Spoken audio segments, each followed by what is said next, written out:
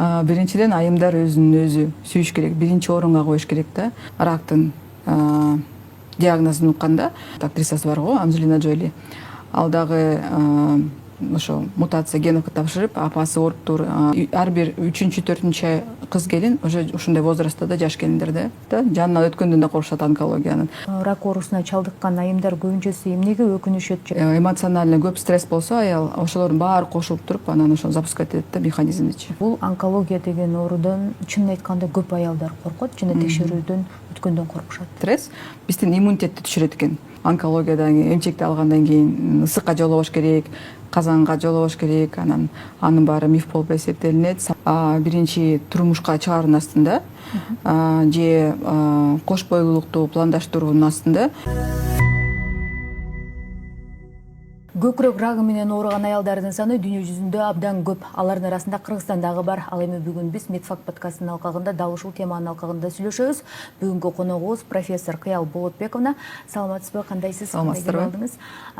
Ушул көкүрөк рагы темасында бүгүн биз маек курабыз. Ал эми ушул Кыргызстанда ушул оору менен ооруган аялдардын саны канчалык деңгээлде көп же жыл сайын азайып атабы, көбөйүп атабы? Ушул тууралуу айта кетсеңиз. Көкүрөк рагы же сүт безинин рагы деп коебуз. Кыргызстанда жана бүткүл дүйнө жүзү боюнча биринчи орунда турат. Бизде жыл сайын 1000ден ашык аял ушул оорууга чалдыгып келет. Анан негизгиси ушу бизди капа кылган бул кеч стадияда кайрылган учурлар болуп атат да. Ушул көкүрөк рагы менен ооруган аялдар өздөрү кантип билсе болот, же болбосо жыл сайын канча жолу көрүнүш керек? Кандай белгилери бар? Бул биринчиден эмчектин өзүндө да, сүт безинде деп коебуз, түйүн пайда болот, шишикче да, башкача айтканда эмчектин өзүндө же колуттардын астында. Эмчектин сүт безинин формасы өзгөрүлүшү мүмкүн, же чоңоюшу мүмкүн, бир эмчек же кичирейиши мүмкүн. Теринин өңү өзгөрүлүшү мүмкүн, үрпүдөн сүтпү, камбы жана башка суюктуктар чыга баштайт. Үрпү өзү ар жака тартылып кирип кетиши мүмкүн да. Бирөөсү чыгып турса, бирөөсү ичине кирип турат да. Анан колдун астындагы да бездер да колго илинип калат да. Шишик башында, башка стадияларында көп кыжылат кылбайт. Биз бессимптомдуу деп коебуз, такыр бир жалоба жокко өтөт да. Андан кийин бара-бара эмчектин, шишиктин размери чоңойгон сайын дагы оору пайда болот да. Боль деп коебуз. Ошондой признактар, белгилер пайда болот да. Аялдар канча жолу көрүнүп туруш керек ушул маммолог же болбосо кандайдыр бир адистерге? Кимге кайрылыш керек? Мындай деп биз рекомендация беребиз. Эгерде ар бир аял проблема болобу, көйгөй болобу же болбойбу, эмчек жагынан милдеттүү түрдө 1 жылда бир профилактика түрүндө УЗИ өтүп коюш зарыл да. 40 жаштан өткөндө УЗИге дагы маммография кошулат, золотой стандарт деп коебуз, дополнительно да. Диагностиканы такташ үчүн да. Эгерде проблемалар кандай проблемалар? Эгерде үй бүлөдө апасы, чоң апасы, аялдык жактан бирөө ооруган болсо, анда айымдар жарым жылда бир кайрылып туруш керек да. Негизи бир кичинекей белгилер болсо, эмчекти кыжалат кылган, то сөзсүз түрдө эчтекени иштердин баарын калтырып коюп, врачка барыш керек да, маммологко кайрылыш керек. Блогерлер арасында ушул тренд кетип баратат. Сөзсүз түрдө барып көрүнүп атышат да, эмелергечи, маммологторго барып көрүнүп атышат. Ушул келиндер арасында дагы кандайдыр бир тынчсызданууну алып келет да. Кээ бирөөлөр балким көрүнбөйт, кээ бирөөлөр көрүнөт. Адистергечи барып гинекологко барабы же маммологко барабы? Анан ушул көрүнүш керекпи? Негизи. Мен берген пациенттериме рекомендацияларым биринчи турмушка чыгаруунун астында же кош бойлуулукту пландаштыруунун астында сөзсүз гинеколог, маммолог, эндокринолог ошондой специалисттерди өтүш керек да. Андан кийин эмчекте эгерде бир кандайдыр шишиктер пайда бар болсо, анда биринчи аларды операция түрүндөбү, дары түрүндөбү жоюп туруп, андан кийин пландаштырыш керек да. Эмне үчүн эко процедурасынын жазаасында алар биринчи маммологдон справка алып келгиле деп кайрылышат да жаш келиндерге. Эгерде эмчеги таза, проблема жок болсо, анда анткени алар гормоналдык стимуляция алат да. Ошол учурда шишик жакшы болгон учурда дагы кийин трансформация болуп онкология өткөрүшү мүмкүн. Ошондон коркушат да. Ошон үчүн биз уруксат маммологдо справка бермейинче алар метишпейт. Көп пациенткаларым жаш, алар мындай дешет да, колума бир кичинекей шишик илинип калып, анан кошуна башка келиндер кош бойлуу болсоң, төрө алсаң, сүт эмгискенден кийин кетип калат деп ошентишет депчи. Мындай нерселер жаңылыш түрүндө эме өтөт да, көп айымдарды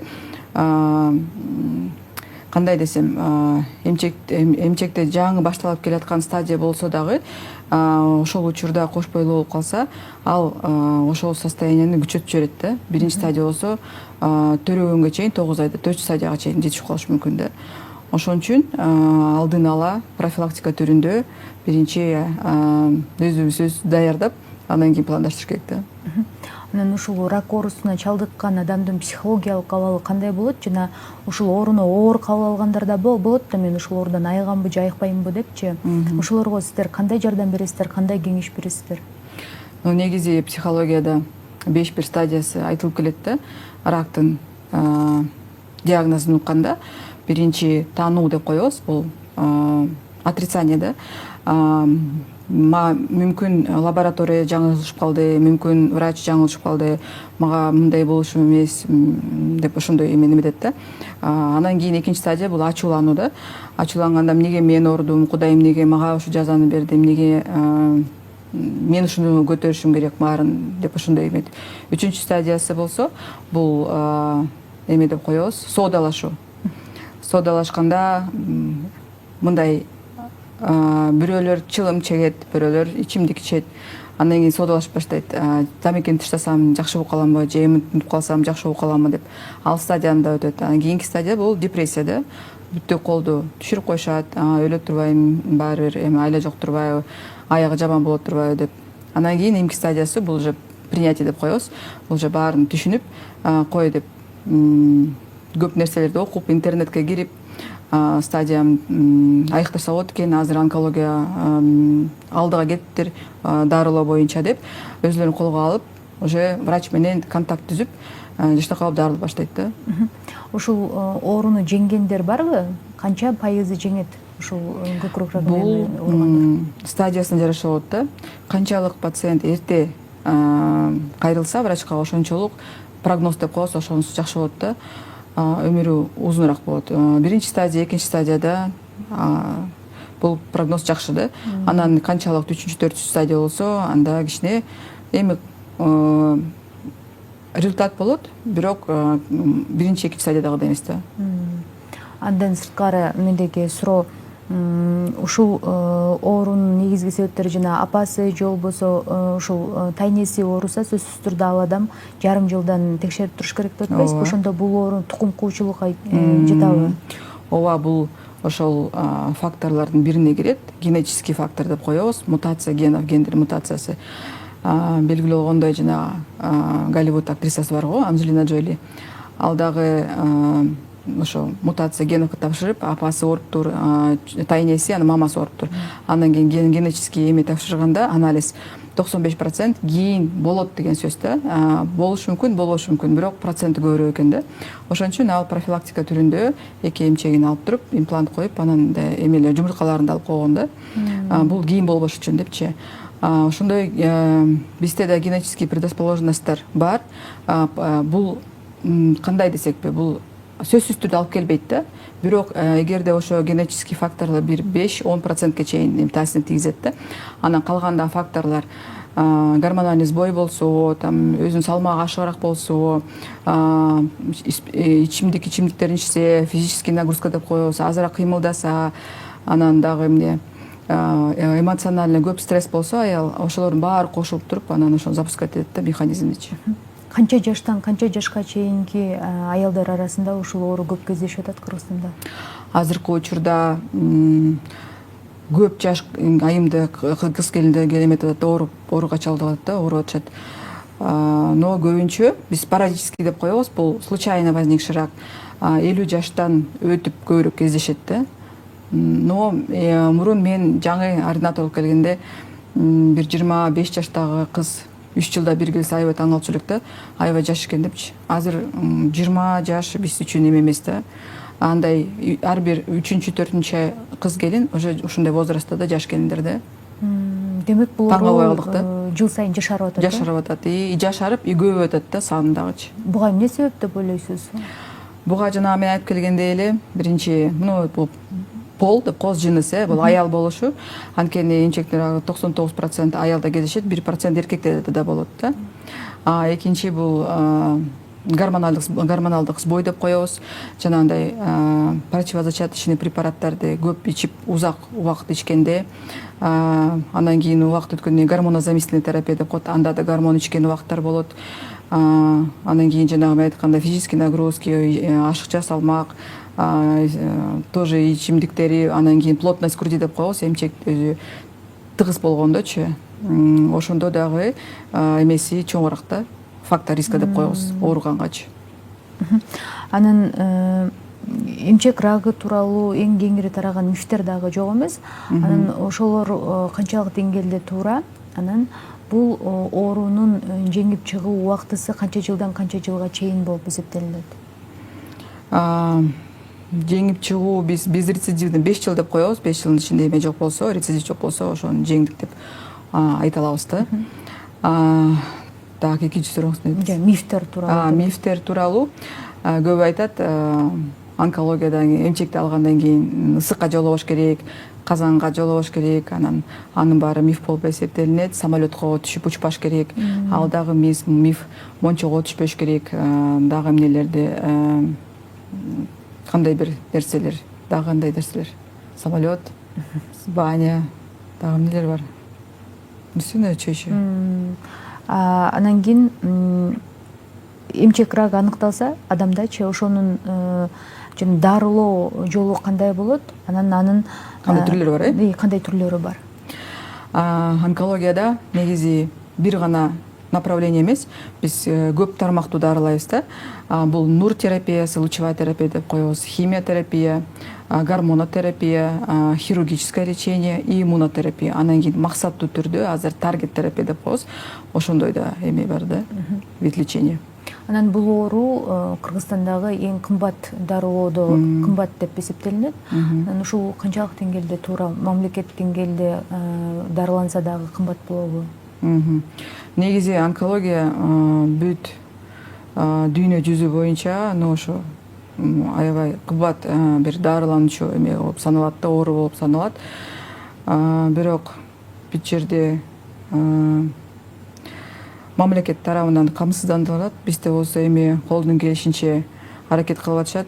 Жаңы нур кылчу аппараттар коюлуп атат. Жана максаттык таргет деп коебуз, эң акыркы технологиядагы дарылар берилип атат, акысыз элечи. Дагы кандай операция түрүндө биз азыр мурун жөн эле эмчекти алып койсок, азыр биз реконструктивно пластический операция деп коебуз. Жаш айым болсо, кичинекей балдары жаш үй бүлө болсо, эмчекти кайра воссоздавать этип, ордуна коюп бергенге аракет кылып атабыз да. Имплант түрүндө же өзүнүн терисинен алып, лоскут деп коебуз, свободный, ошолор менен в общем, аял киши реабилитациясы, анан өзүнүн өзү как бы комплекс жок чыкканга аракет кылабыз да. Да чөйшү. Анан ушул текшерүүдөн өтүүдөн корккон аялдар да жок эмес да. Анан ушул коркпой аялдарды текшерүүдөн өтүүсүнүн чакырат элемиз, аялдарга кандай кеңеш берет элемиз? Анткени бул онкология деген оорудон чынын айтканда көп аялдар коркот жана текшерүүдөн өткөндөн коркушат. Негизи аял киши өзүн өзү жакшы көрүш керек да. Анткени кыргыздар айтып коет го, бүт жерде эле да, здоровая женщина, здоровая нация да. Бул коркунучтуу болбош керек да. Бул жөн эле өзүң сүйүп, өзүңө кам көрүшүң керек да. Анткени оорусаң өзүңдүн эле эмиң да. Кандай десем, кандай деп коет? Өзүң эле жабыр тартасың. Өзүң жабыр тартасың. Анткени бизде розовый октябрь деп коебуз. День борьбы с раком молочной железы депчи, розовый октябрь деп айымдар үчүн. Ошондо биз аялдар коркутпай, жакшы түрдө биздин эмблемабыз розовая лента, розовый шарики, анан мындай бир атмосфера түзүп, айымдарга информация түрүндө бергенге аракет кылабыз да. Бул обязательно клиникада эмес, башка жерде уюштурабыз, может торговый центрлерде, может быть бир парктарды эметип, анткени онкологиянын эмесине киргенге деле көп эмеси жок да. Кандай десек, духу жетпеген дегенде коркушат да, жанынан өткөндөн да коркушат онкологиянын. Ошондой нерселерди жазайбыз да, сүрөткө тартабыз, бир жерде кафелерде жолугууларды уюштурабыз ошондо айымдарга ошону мындай коруп болуш үчүн мындай, например, биз косметологторго деле барабыз да, башка деле специалисттерге кайрылабыз, ошо түрүндө как эстетика сыяктуу дагы келип эмчегиңерди, сүт безиңерди, көкүрөңөрдү текшерип кетсеңер болот деп. Ушул онкология оорусун стресс дагы ойготуп жибериши мүмкүн деген дагы маалыматтар бар да. Стресс, депрессия же болбосо адамдын нерв болгону бат-баттанчы канчалык деңгээлде ушул ооруга таасир берет? Стресс бул менин практикамда мен байкашым боюнча бул эң негизги фактор деп эсептейм да. Анткени стресс биздин иммунитетти түшүрөт экен. Бизде ар бир кишиде күнүгө бизде онкоклеткалар бөлүнүп чыгат да. Эгерде настроениябыз жакшы болуп, маанайыбыз жакшы болуп, ички эмебиз да өзүбүздүн кандай десем беймарал болсок, анда биздин иммунитет жакшы иштеп, ошол клеткаларды улам өлтүрүп турат да. Иммунитет түшкөн кезде ал мындай жабылып калат экен да, көз жабылгандай болуп эле, андан берки раковый клеткалар акырын, например, экиге бөлүнө турган болсо, алар жумулуп турганда иммунитетти көз 4кө бөлүнүп баштайт, 5кө бөлүнүп баштайт. Андан кийин иммунитет көз ачканда эле уже эмеси күчтөрү бирдей болуп алат да, онкоклетка, раковый клеткалар көбөйүп, уже опухоль болуп калат да. Ошол кезде өрчүп баштайт да.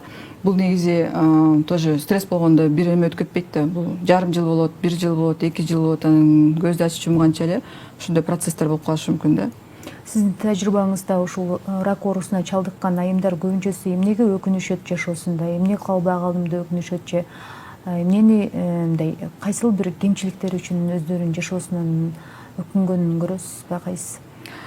Жаш айымдардыкы көбүнчө азыр жаш айымдар кандай болсок өзүбүз самодостаточный болобуз, карьера түзөбүз, анан кийин азыр күйөө чыккым келбейт. Көбү 40тан өтүп азыр турмушка чыгып, анан бала бололу деп ошентип ойлошот да.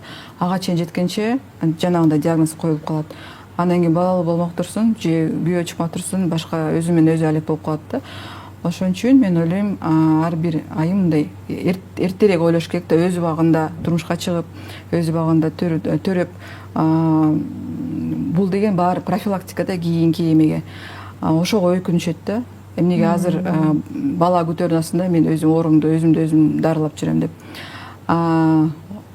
Кичине уулураак эжелер, апалар, алар болсо балдарыбызды үйлөнтөлү, неберелерибизди үйлөнтөлү, анан кийин мындай в основном эмеде бытовый да проблемалар эметет. Көп аялдар өзүлөрүн вообще ойлобойт да. Мен ойлойм, баламды үйлөнтпөй калдым, анан той бербей калдым, анан тигинтип калдым, ошолорду неберелерин ойлошот да.